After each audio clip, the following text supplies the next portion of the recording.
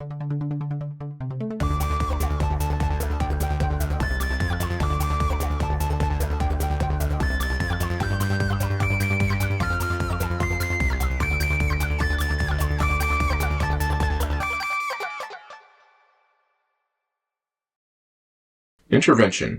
Spike's order for a Buffy robot is completed, and Glory finally does at least something. We open with Buffy playing mom, since Joyce is gone, and Giles is helping out. Buffy and Dawn are still mourning, but are finally getting a handle on things. Giles suggests going back to their regular training schedule, and Buffy says she thinks a break from being the Slayer might be a better idea, despite Glory still existing. And despite Buffy taking breaks literally every other episode. She tells him that she's worried that becoming a better Slayer is making her into a harder person. And worries that the people she cares about won't ever know that she cares about them. Very deep. Giles says there's some kind of quest mentioned in the Watcher's diaries that may help, but it might take a couple of days. Buffy says she can't leave Dawn alone with Glory around, even though she leaves her alone all the time, but Dawn encourages her to. And Giles says it's not too far, because Sunnydale is close to everything. And Buffy makes a point of telling Dawn that she loves her. We see Warren from I Was Made to Love You, showing Spike the robot Buffy that he made. And Warren gets awkward when discussing its sex capabilities, despite him making an exact robot to do that for himself previously. Spike is skeptical at first, but when the robot wakes up and kisses him, he immediately changes his mind and lets Warren go. Glory tells her minions that she's losing control over Ben, and tells them to keep a watch on Buffy to see if there's anyone new and special in her life, because that person must be the key. Which would have been a good idea, maybe from the moment she showed up, but now is good too, I guess. Giles takes Buffy out to the desert in the Gilesmobile, and tells her he'll perform a ritual to transfer his guardianship to a temporary guide, and then he jumps around with a gourd. That's the end of the sentence. And I actually thought it was pretty funny. We see Spike pretending to fight with the buffy-bot, who performs as he had hoped, and it leads to sex. Out in the desert, Buffy spots a puma concolor. Concolor? A what? A what? I'm using the scientific name, even though I might be mispronouncing it. You gotta be accurate. Okay. She follows it, and it leads her to a location that we saw back in Buffy's visions in Restless. The episode that was actually very interesting, that we lamented did not come back. The rest of the gang is discussing how to approach patrolling, since Buffy is seeking her inner knowledge. And Tara mentions casting a protection spell over Xander's apartment, where they're all hanging out. Xander says he and Anya will go on patrol, and while no one is looking, Dawn steals the earrings that Anya just took off. Which I thought was going to lead somewhere, because some ominous music plays, but nothing happens with that. Character development. And it turns out they're all being watched by goblins, as are we all. Okay. If you doubt me, just turn around and look out the window. So that spell that Tara just cast must be really effective. But didn't Glory tell the goblins to watch Buffy? Yeah. Well, for all they know, the key could be a person hidden in the desert. If I was ordered to watch a person and they snuck out into the middle of the desert and everyone else was ordered to stay back, I would probably think they were going to check on something important. Yeah, but they don't know that she's in the desert, apparently. But Glory's instructions were to follow her. Yeah, I'm trying to think of how they know that where Xander lives, and that he's related to them. I don't know. After banging it, Spike talks to the Buffy-bot about how scary and evil he is and how much she likes that. Spike gets ready to bang her again, but gets upset when she talks about her program and tells her to just be Buffy. After class, Willow is tailed by another Glory goon that she somehow doesn't see as she passes the corner of this building, even though it looks like it would have been standing right out in the open. Well, we've seen these things run through the hospital without any trouble. After Spike and the Buffy-bot have sex, she heads out to slay, since she has all of Buffy's knowledge and behaviors, and she runs into Xander and Anya. Xander asks about the Vision Quest, and the Buffy-bot says it doesn't know what that means, and acts like a Buffy-bot. Spike comes running up, and the Buffy-bot keeps trying to get close to him, which he tries to cover up. Which I actually thought was funny, but it's pretty stupid that the other characters don't comment on it. Yeah, that's why this one got an F. Nah, I'm just kidding, it didn't go that low. Okay. You'll have to wait to see what I gave this episode. Pulling in all that revenue. They're attacked by a bunch of vampires, and they beat them, and all the while they're being watched by goblins, who take special notice of what seems to be Buffy's concern for Spike. After the battle, Spike and the Buffy-bot say they'll handle things, so Xander and Anya can go home, And as they leave, Anya makes a comment about breathing in a bunch of vampire dust, which I thought was an interesting idea that could have gone somewhere but doesn't. Xander thinks something was off, so they double back and see Spike and the buffy-bot banging. In the middle of the graveyard. So they run to tell Willow and Tara about it. Who are watching a show about the Salem witch trials. And Tara suggests changing it to a show about koalas. And I will point out that she calls them koala bears, but koalas are marsupials, not bears. I just hate it when people say that. Why do people say that? I don't know. Because they think they're bears. Because they look like teddy bears, but teddy bears do not look like actual bears. Well, obviously. They're called teddy bears because they look like Teddy Roosevelt, not bears. Yeah, I know. But you give me a history lesson? I mean, if we're just throwing out historical facts. Historical facts. If we're throwing out historical presidential facts, I'll give you one. There's a reason why Grover is called Grover on Sesame Street. Okay. Xander and Anya bust in and tell them what they saw, and Willow and Tara talk about how people do weird things sometimes when they lose someone. Xander runs back to confront Spike, implying that Buffy's reaction to Joyce's death is why she's having sex with him, when goblins bust in, assuming Spike is the key, and they take him away. And I found it hard to believe that Spike couldn't fight them off. They don't seem any stronger than a normal person, maybe even weaker, and Spike is a vampire. I was more okay with it because there were at least 10 of them, so maybe they could just overpower him by sheer numbers. I think you're overestimating the number, but I don't know. Someone in the comments who knows this episode from memory, let us know how many goblins there were. I'm going to guess 6, maybe 7. I say 8. You said 10. I said... You can't change your number now. You said at least 10. Okay, then I'm sticking with 10. Son of a bitch. Out in the desert, Buffy sees what seems to be the first Slayer, but it tells her it's just a form for the guide. Buffy says she has questions, starting with being worried that she's losing the ability to love. But the first Slayer says that Buffy is full of love, and she'll only lose it if she rejects it, and she needs to embrace her pain. She goes on with a cryptic response that sounds like something Yoda would say in the Star Wars prequels. Love. Give. Forgive. Fear leads to anger. Anger leads to hate. Hate leads to suffering. And I really liked Buffy's response, and I actually had to rewatch it a couple times because I thought it was really funny. What? Buffy-bot goes to find Willow, since she can't find Spike, and Willow tries to come to terms with Buffy banging Spike. At one point, Buffy says that Angel is lame and stupid and makes fun of his hair, which automatically made me like her. They get interrupted by Xander, who tells them all about Glory's goons taking Spike. And they all decide they need to get Spike because he knows about Dawn, and they go to Buffy's to get weapons, leaving Dawn with Tara. At the Vision quest, Buffy's still struggling with non-explicit language because she's an idiot, and the first Slayer tells her that death is her gift, and that her question has been answered, and disappears.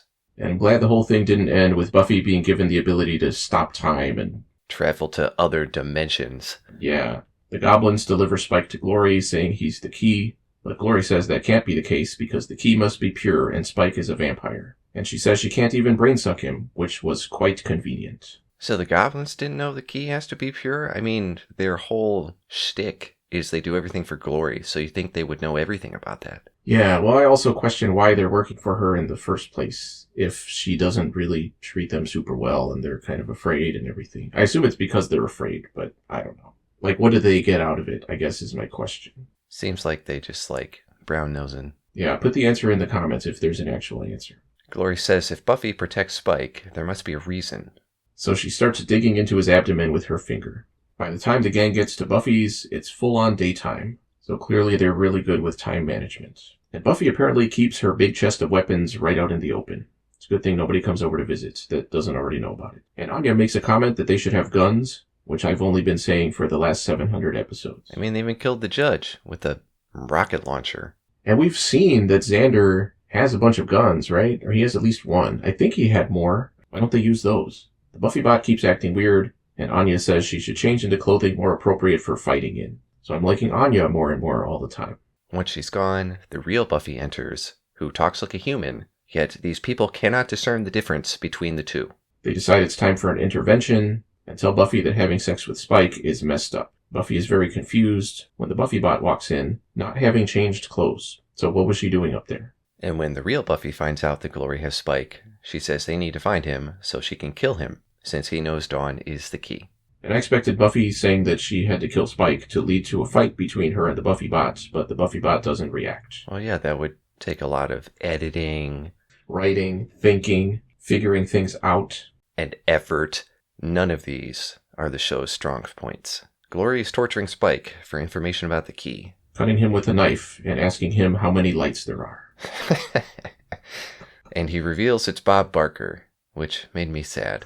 Because you thought they were going to kill Bob Barker. No, because he just died. So they did kill Bob Barker, okay. Too soon. And I thought it was funny that Glory even knew what he was talking about. Yeah, I kind of thought about that too. It could have been funnier if they had shown the minions maybe watching The Price is Right earlier in the episode. And maybe Glory walks in and they're like, oh shit, turn it off. Something like that. Yeah. The gang heads out to where Buffy killed the giant snake that we saw in Shadow to try to figure out where it was heading, which raised some questions. Why didn't Buffy try following that path before? Which is something I suggested in that video. And where did the giant snake monster corpse go? Did Buffy secretly chop it up and hide the pieces? Or were there a bunch of news reports that we just didn't see about people finding a giant snake monster out in the park? Yeah, because that thing didn't disappear after she killed it. Right. I thought it was funny the way Giles was upset about the Buffy robot mispronouncing his name. But I really think we should be listening to the other Buffy Giles.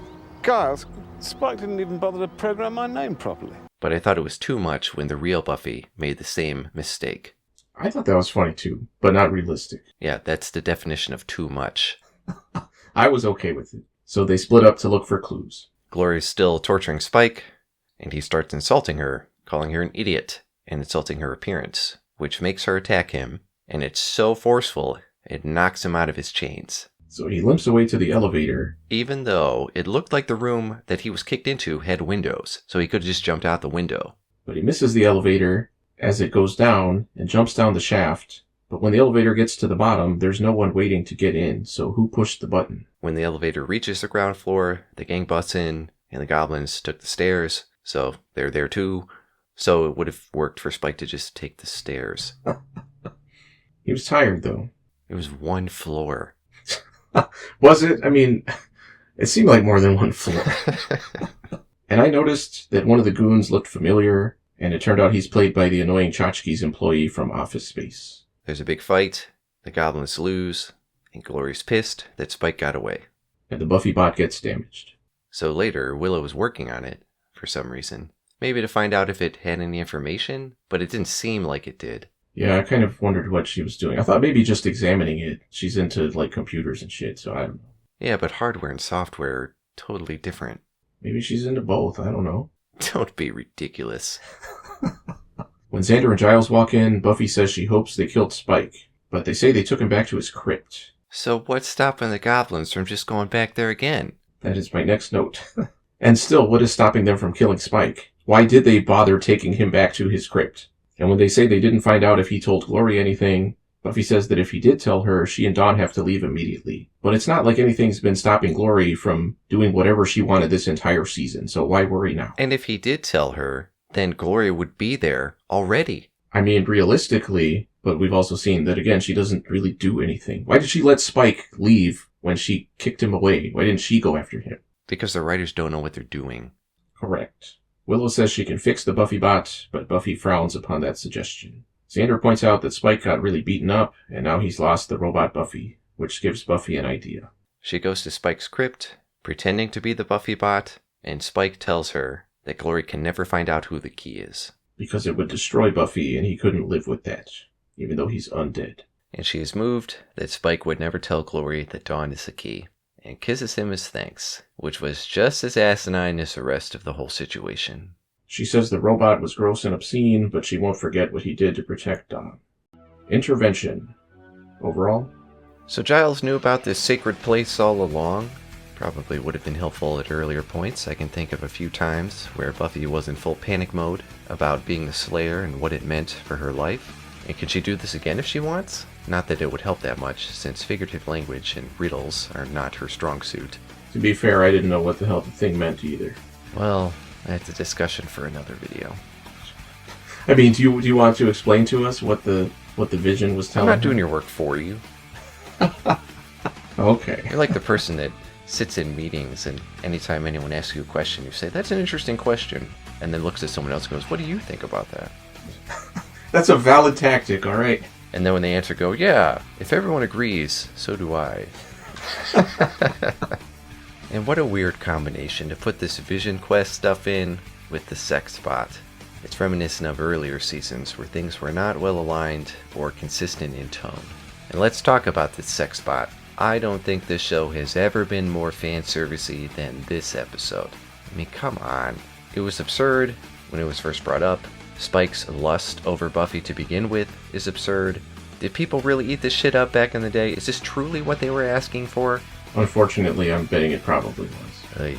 And her speech being clearly robotic and obvious, it just infuriated me how everyone in this show is such a f***ing dumbass. And Buffy kissing Spike at the end, even though the robot is gone. And I'm hoping it's actually gone, but there's always the chance that it won't be gone, because this is Buffy the Vampire Slayer.